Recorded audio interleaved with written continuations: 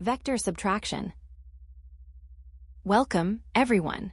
Before we dive into today's new topic, let's take a moment to reflect on what we have already covered. In our previous lessons, we explored the fundamental methods of vector addition, specifically focusing on how to use the triangle law and the parallelogram law to find a resultant vector. Now, as we move forward, you will find that vector subtraction is actually a very natural extension of those exact same concepts. You don't need to learn an entirely new set of rules. The key thing to remember is this: in both mathematics and physics, we don't actually perform subtraction as a direct, standalone operation. Instead, we use a clever trick. We treat the subtraction of a vector as the addition of what we call a negative vector. This is a concept we are going to break down in detail in the next slide, so let's look at exactly what that means. Understanding the negative of a vector. Now, before we can jump into the actual process of subtracting one vector from another, we need to pause and master a fundamental concept: the negative of a vector. Think of it this way. If we have a vector, let's call it vector b, and we represent it as a directed line segment starting at point B and ending at point C, written as BC with an arrow on top. The negative of this vector, which we denote as negative vector b, is essentially its mirror image in terms of direction. Specifically, this negative vector must satisfy two conditions. First, it must have the exact same magnitude, or length, as our original vector b. Second, its direction must be exactly opposite to the direction of vector b.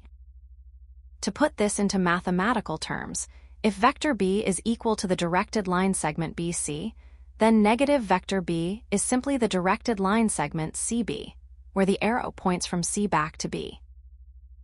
Once we have this understanding of how to flip a vector's direction, we'll be ready to move on to the geometric steps of the subtraction process. The geometric process of subtraction. Now that we have a clear understanding of what a negative vector actually is, remember, it's just the same length but pointing in the exact opposite direction. Let's put that knowledge into practice. On this slide, I'm going to walk you through the geometric process of subtraction, step by step, so you can see how we transform a subtraction problem into an addition problem that we already know how to solve. First, let's look at step 1. Representing the vectors. To make this visual, let's assign some labels. We will represent our first vector, A, as the directed line segment from point A to point B. Then, we'll represent our second vector, B, as the segment from point B to point C. Now here is the crucial part, step 2, constructing the negative vector. As we discussed in the previous slide, we don't actually subtract in the traditional sense. Instead, we need the negative of vector b, so, starting from point B, we are going to draw a new vector. Let's call it b to c prime. We make sure this new vector, bc prime, has the exact same magnitude as our original vector bc, but we flip the direction so it points away from the original path. Therefore, bc prime is equal to negative b. Moving on to step 3, applying the triangle law of addition. This is where the magic happens. Instead of trying to subtract, we rewrite the expression. We take vector A and add the negative vector we just created, so a minus b becomes a plus negative b. Now, we can use the triangle law of addition that we learned earlier. If we follow the path from A to B, and then follow our new path from B to C prime, the resultant vector is the direct path from A to C prime. In mathematical terms, a C prime equals a B plus B C prime. Finally, in step 4, we reach our final result. If we substitute our original vector names back into the equation, we see that a c prime is equal to a plus negative b, which is simply a minus b. This means the vector connecting the start of our first vector to the end of our reversed second vector is the actual difference between the two. As we move to the next slide, keep this geometric construction in mind, because we are about to see how this exact method is used to calculate relative velocity in the real world. Real-world example, relative velocity. Now that we have mastered the geometric theory of how to flip a vector and add it to another, let's see how this actually works in the real world. A very common and practical application of vector subtraction is finding what we call relative velocity. which is essentially how one moving object appears to move from the perspective of another. Let's look at this scenario. Imagine two cars, car A and car B, driving on a flat, open plain. Car A is moving with a velocity we'll call v sub A, and car B is moving with a velocity we'll call v sub B. Now, if you were sitting in the driver's seat of car B, you wouldn't just see car A moving at its original speed. You would perceive its motion differently because you are also moving. We want to calculate the velocity of car A relative to car B. To calculate this, we follow a simple four-step process. First, we identify our vectors. We have the velocity of car A, represented as v sub A, and the velocity of car B, represented as v sub B. Second, we define the relative velocity.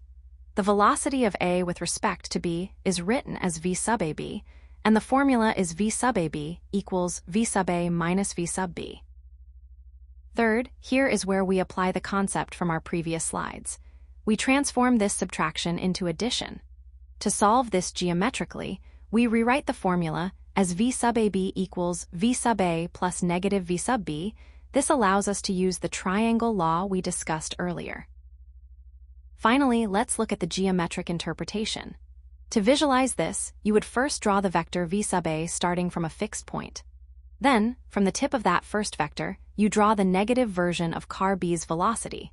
So, you take v sub B, reverse its direction, and attach it to the end of v sub A, the final resultant vector, which connects your very first starting point to the tip of this new reversed vector, is your relative velocity, v sub AB. As we move to the next slide, keep in mind that while this looks like simple arithmetic, there are some critical pitfalls to avoid when calculating these magnitudes. Common mistakes to avoid. First, let's talk about the temptation to simply subtract magnitudes. It is very common to see students try to subtract the lengths of the vectors directly. For example, you might mistakenly think that the magnitude of vector A minus vector B is equal to the magnitude of vector A minus the magnitude of vector B. This is incorrect. As we saw in our geometric construction, the magnitude of the difference actually depends heavily on the angle between the two vectors. To get the right answer, you must first perform the vector subtraction, finding that resultant vector A minus B, and only then calculate its magnitude. Second, watch out for directional errors. When you are performing the subtraction, you must remember to reverse the direction of the second vector, as we practiced when we created the negative vector in the previous slides. It is also crucial to remember that vector subtraction is not commutative. This means that vector A minus vector B is not the same as vector B minus vector A. The order in which you subtract matters immensely because it changes the direction of your final result. Now, before we wrap up today's lesson, I want to pause and highlight some common pitfalls. As you move from the geometric steps we just discussed into solving more complex problems, there are two specific mistakes that even advanced students often make. Keep these 2 points in mind, and you will avoid the most frequent errors in vector algebra. Key takeaways. First, let's revisit the fundamental definition. Remember, we don't actually perform a subtraction operation in the way you might with simple numbers. Instead, we define vector subtraction as the addition of the additive inverse, or more simply, the negative of a vector. This leads us directly to our core formula. To find the difference between vector A and vector B, we write it as vector A minus vector B, which is mathematically equivalent to vector A plus negative vector B. To make this work, you must keep in mind what a negative vector actually is, as we discussed in our second slide. The negative vector B maintains the exact same magnitude or length as the original vector B, but it points in the precisely opposite direction. Finally, let's visualize the geometric result. If you follow the steps we practiced in our third slide using the triangle law, you'll see that the difference, vector A minus vector B, is represented by the resultant vector that closes the triangle formed by placing vector A and negative vector B tip to tail. All right, we have reached the end of our lesson on vector subtraction. Let's take a moment to recap the key takeaways to ensure everything we've covered today is clear. If you can master these points, you'll be well prepared to tackle more complex problems, like the relative velocity examples we looked at earlier. Great job today!